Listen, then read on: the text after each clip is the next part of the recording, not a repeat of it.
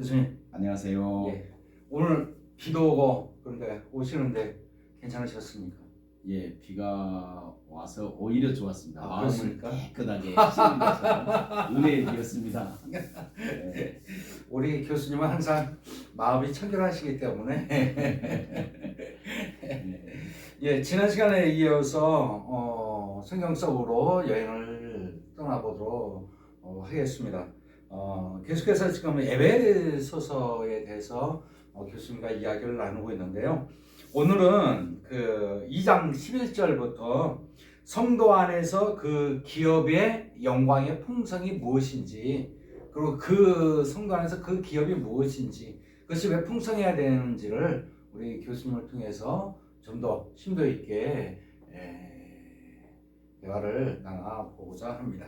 예, 교수님 한번 알려주시죠. 그러니까 예배소서의 기도가 예, 예배소서 전체 주제를 담고 있습니다. 예, 그래서 1장 18절에 부르심의 소망이 무엇이며 성도 안에 기업의 영광이 풍성이 무엇이며 그 다음에 그 힘의 위력으로 역사하심을 따라 믿는 우리에게 베푸신 능력의 지극히 크심, 바꿔 말하면 간략하게 말하면 부르심의 소망, 기업의 풍성, 그 다음에 이제 능력의 크심, 이걸 이제 에베소서는 담고 있다고 말씀드렸습니다. 그래서 1장 20절부터 2장 10절까지는 그 능력의 지극히 크심에 대해서 말씀을 했고, 오늘 2장 11절부터는 두 번째 주제인 성도 안의 기업의 영광의 풍성이 무엇이며 라고 제시를 했는데, 성도 안의 기업의 영광의 풍성이 무엇인지를 이제 보여주고 있습니다. 먼저 이제 성도 안에서 기업의 영광의 풍성, 이걸 전에 말씀을 드렸지만 이건 우리 성도들 안에 기업이 있는 게 아니라 성도들을 기업 삼으신 겁니다. 성도 안에, 내 안에 기업이 있는 것이 아니라 나를 기업 삼아 주심. 바꿔 말하면 하나님께서 나를 자기 소유 삼으심, 하나님께서 나를 자기 백성 삼으신 것이 얼마나 영광스러운지를 설명하고 있는 겁니다. 하나님께서 우리를 소유로 삼아 주심이 얼마나 큰 영광인지 그것을 이야기를 해주고 있는 거죠. 2장 11절부터 보면 그러므로 생각하라 하면서 두 가지 강한 대조가 나옵니다. 2장 11절에는 그때에라는 말이 있고 2장 13절에 이제는 이란 말이 있습니다. 그러니까 그때와 이제, 그때는 대체적으로 말할 때 그리스도의 구속이 성취되기 전 그때를 이야기하는 겁니다. 그리스도가 이 땅에 오시기 전에, 그러니까 옛 언약에 있을 때 상황을 이야기하고 있습니다. 그러니까 그때는 옛 언약에 있을 때는 할례가 굉장히 중요했으니까 할례 받았느냐 할례 받지 못했느냐 이것이 중요한 거여서, 자 11절 보면 그때 육체로는 이방인이요, 이방인, 그 다음에 손으로 육체 행한 할례를 받은 무리라 칭하는 자들로부터 할례를 받지 않은 무리라 칭함을 받은 자들이라. 그때는 할례가 매우 중요해서 할례 받지 못한 사람들이라고 할례 받은 사람들에게 그렇게 명명을 받았다는 겁니다. 그러니까 너희는 할례 받지 못한 자들이야. 우리 유대인들은 할례 받은 자들이야. 이스라엘은 할례 받았고 이방인은 할례 받지 못해서, 그때는 이제 할례라는 게 굉장히 중요한 거여서 하나님의 백성이 아니야라고 이제 이야기한 겁니다. 그걸 좀 더 강조해서 12절에 다시 그때 너희가 그리스도 밖에 있었고, 이 말은 그때 그리스도께서 오시기 전 상황이었으니까 그리스도와 상관없는 그런 오시기 전 상황에서 그때 옛 언약이니까 이스라엘 나라 밖의 사람이라, 그러니까 이스라엘 사람이 아니었다는 겁니다. 옛 언약에서는 이스라엘 백성이 되어야 되는 거죠. 그러니까 이스라엘 백성이 육체로도 아니고 할례를 받지도 못했습니다. 그러니까 이스라엘 나라 밖의 사람이니까 약속의 언약에 대해서는 외인이요, 아무 거기에는 지분이 없었다는 이야기죠. 그리고 세상에서 소망이 없고 하나님도 없는 자이더니, 정말 글자 그대로 옛 언약 시대에 그리스도께서 오시기 전에 이방인들은 소망이 없었다는 것을 이야기하고 있습니다. 특히 이방인들이 할례를 받지 못했을 때. 그러나 이제는 이제는이란 말은 굉장히 큰 차이가 있는데 그것은 그 기준은 그리스도입니다. 전과 이제는 멀리 있던 너희가 그리스도 예수 안에서 그리스도께서 오셔서 구속을 이루시니까 우리가 그리스도 안에 들어가면 이제 그리스도의 피로 가까워졌느니라. 그리스도의 피로 우리의 모든 구원의 근거는 그리스도 피입니다. 이걸 달리 말하면 그리스도의 십자가라고 이야기하고 이걸 그리스도의 구속입니다. 그러니까 유일한 하나님께 나아가고 또 유일한 이 언약에 가까워지는 것은 그리스도의 피밖에 없습니다. 그러면은 그 에베소서에서 사도 바울이 이야기하고자 하는 그 기업이라고 하는 거는 우리가 기업 안에 들어갔다고 하는 것은 그 예수님이 오심으로 인하여서 예수 안에 들어가서 구원받은 옛 언약과 그 구약 시대의 할례를 받아야지만이 하나님의 백성이 되었던 것처럼 이제는 예수 그리스도를 믿음으로 인하여서 그 기업에 들어가는 그것이 풍성해졌음을 표현해 주고 있는. 그렇죠. 그런데 여기서 초점은 우리에게 있으니까 우리가 하나님의 백성이 됐다는 겁니다. 우리가 보통은 그 우리 기업이라고 이야기할 때는 하나님께서 주신 기업은 옛 언약 백성들일 때는 가나안 땅이 기업이었죠. 그렇죠. 약속의 땅은 거고 새 언약 백성에게는 그 기업이 하늘에 있다고 이야기하고 있습니다. 그런데 여기서는 이제 이야기가 바뀌어서 우리가 받을 기업이 아니라 하나님이 우리를 기업 삼으심. 그러니까 하나님이 우리를 구속하고 하나님이 우리를 자기 소유 삼으셔서 그리스도 안에 있게 한 것이 얼마나 영광스러운지 우리의 신분 변화를 말하고 있습니다. 신분 변화를. 그러니까 우리가 그 신앙 생활을 통해서 뭔가 좀 더 쉽게 표현하면 생활이 풍성해졌다. 그것을 기업이 어떤 풍성해졌다 이란 의미가 아니라 하나님께서 우리를 불러주셨다. 자녀 삼아주셨다. 그걸 기업으로 설명하고 있습니다.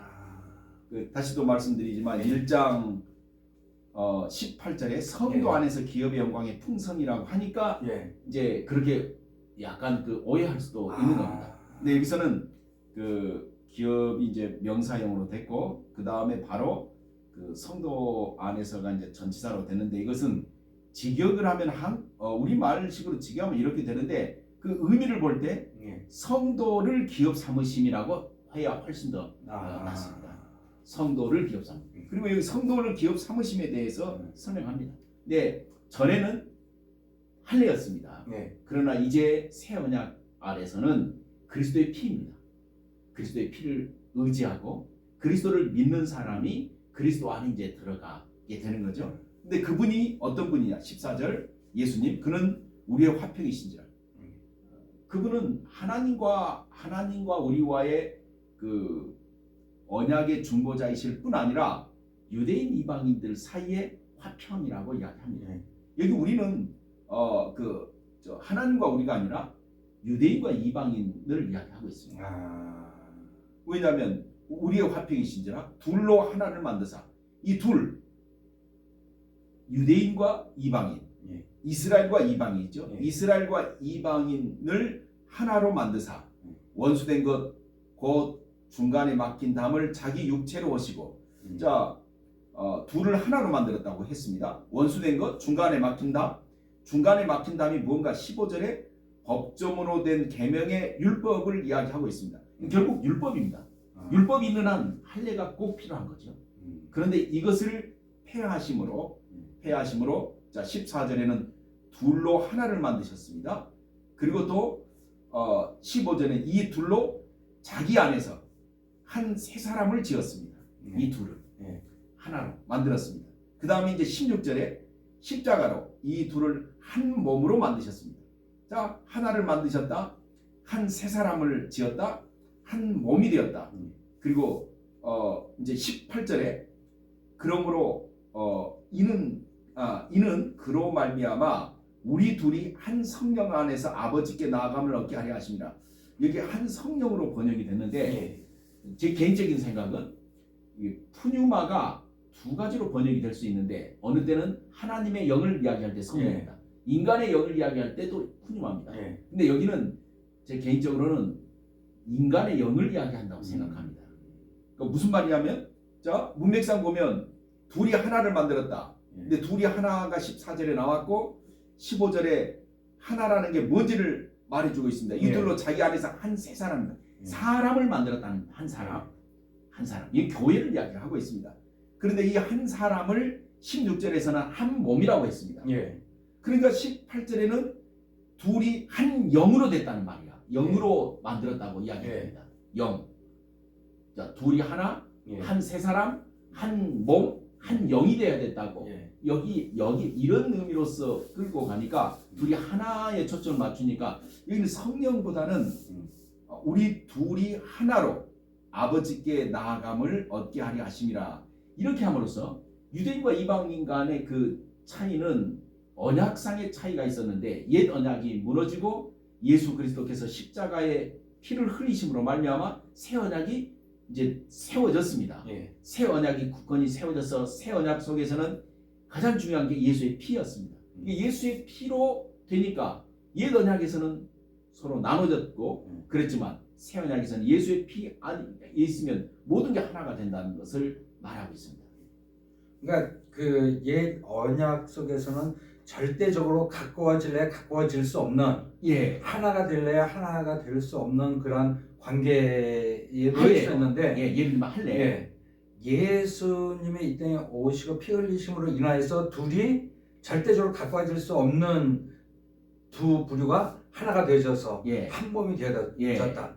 그것은 한 몸이 되어졌으니까 옛사람이 아닌 새 사람으로 완전히 변화되어졌음을 사도 바울은 강조를 하고 있는 거네요. 하나라는 겁니다. 여기서 하나. 그러니까 유대인, 이방인, 바꿔 말하면 이스라엘, 이방인 구분 없이 하나.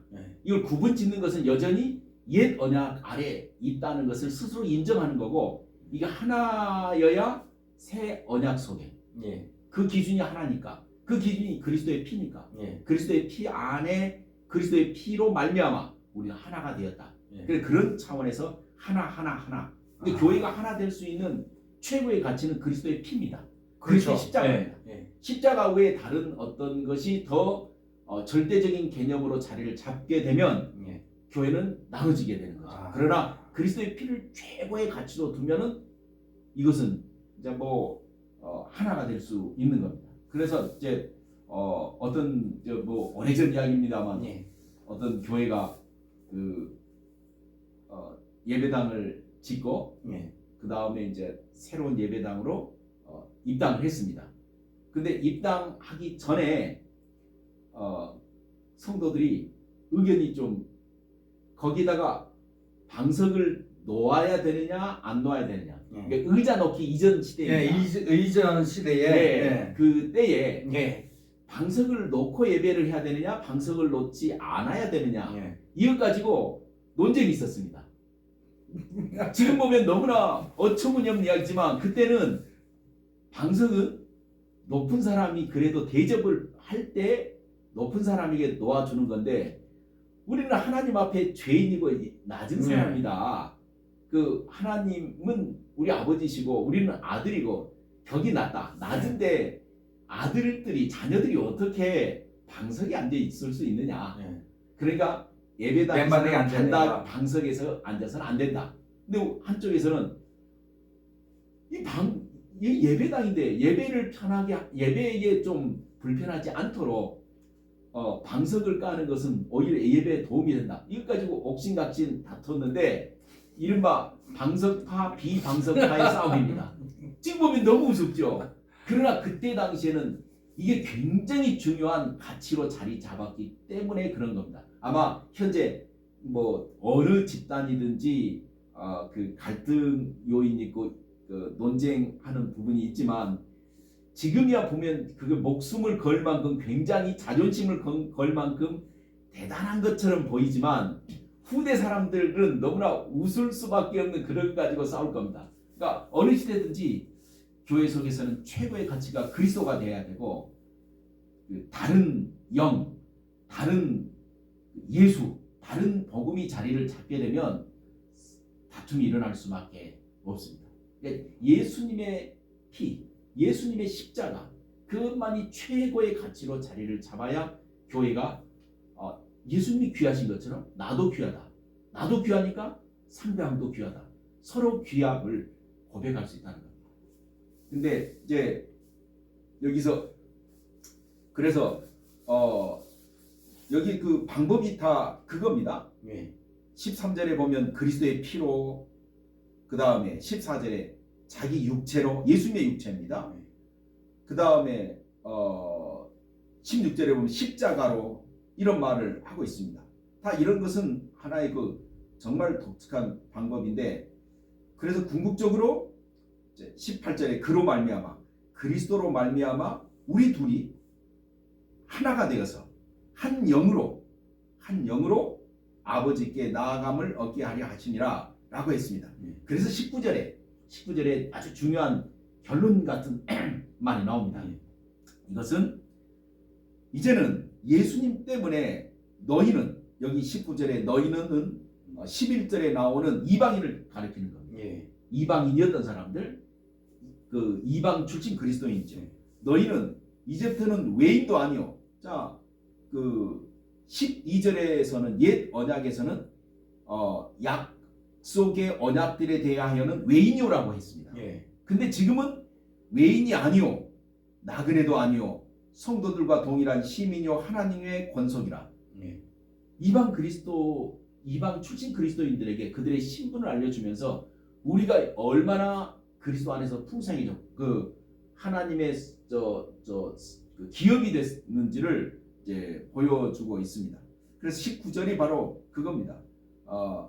성도들과 동일한 시민이요 하나님의 권속이라. 이것이 바로 성도 안의 기업의 영광의 풍성을, 우리의 그 신분의 변화를 보여주는 말입니다. 그러니까 그 요즘 들어서 보면은 교회들의 어떤 분열, 많은 분열 상황들을 보면서 이렇게 말씀을 정확하게 그 하나님께서 무엇을 말씀하고자 하시는지를 성경을 통해서 바르게 깨닫고 알게 되어지면은 이런 분열이 좀 덜 할 텐데, 그런 것보다는 어떤 개인적인 그런 욕심이나 권력이라든가 그게 앞서다 보니까 이런 분열이 자꾸 일어나는 것이 아닌가, 그런 생각이 들거든요. 예, 그럴 수도 있습니다. 그때 당시에도 신분상. 근데 우리 한국 교회는 처음부터 복음이 들어오면서 철저하게 복음을 알아서 그 조선 말에 신분상의 사회였지 않습니까? 반상의 그 법도가 있었다. 반은 양반을 가리키는 거고 상은 상민을 가리키잖아요. 양반과 상민의 분명한 차이가 있는 이 사회에 복음이 들어오니까 이게 그 교회 안에서 이게 다 뭐 한 형제로 받아들였고 이것이 한국 초대교회의 모습이었습니다. 이게 도중에 이제 내려오면서 한국 교회의 어느 시기에는 갈등들이 있게 됐고, 이제 어느 집단이든지 있을 수 있습니다만, 그러나 이제 우리가 또 극복해야 될 부분은 바로 이겁니다. 그래서 여기 나는 나는 유대 출신 그리스도인이야 하면 그 자체가 어떤 굉장한 자랑거리가 될 수 있지만 교회 속에서는 그게 의미가 없다는 겁니다. 왜? 그리스도의 피니까. 그래서 유대인이나 이방인이나 교회 최고의 가치를 가져야 될 게 그리스도의 피고, 유대 출신 그리스도인이나 이방 출신 그리스도인이나 자존심은 어디다 세워야 되냐 하면 그리스도의 자기의 자존심을 걸어야 되고 그리스도에게 목숨을 걸어야 되는데, 유대 출신 그리스도인들이 그 자존심을 할례에다가 둔 겁니다. 나는 할례를 받은 사람이야, 나는 할례를 받은 사람이야 하면서 그걸 강조하다 보니까 교회 속에 약간의 충돌이 있을 수 있다는 겁니다. 최고의 가치는 그리스도의 피. 그래서 그 에베소서를 보면서 또 그 바울의 그때 당시에 왜 이러한 부분들을 강조할 수밖에 없었는가라는 것을 이렇게 곰곰이 생각해 보면은 그때는 뭐 지금 같은 이러한 그 편안한 그러한 시대가 아니었으니까 목숨이 정말 위태로운 그러한 시대 속에서 어떻게 하면은 우리가 그리스도인으로서 예수 그리스도의 피로 하나가 되었는지를 계속 끊임없이 강조하고 이야기하고 설교를 하려다 보니까 그런 것을 그 강조해 주고 있지 않은가 그런 생각이 듭니다. 예. 그 교회의 최고의 가치는 그리스도의 피, 십자가입니다. 그걸 성경은 이야기하고 그게 무너지면 교회는 무너지죠. 그래서 문득 든 생각이 그겁니다. 그 교회에 어떤 다툼이 있다거나 성도 간의 갈등이 있을 때 예수 그리스도의 피가 이야기되어지고 그것이 중심이 되어져야 되는데 어느 순간 예수 그리스도의 피는 사라져버리고 예수님은 사라져버리고 그냥 그 본인들의 주장만 앞서다 보니까 교회의 그 갈등이 해결되어지지 못하고 나중에는 분열되어지고 흩어지는 결과가 되지 않는가 그런 생각이 또 듭니다. 예. 자, 그래서 이제 20절에는 이걸 좀 더 어떤 뭔가 비유적으로 이야기를 하고 있습니다.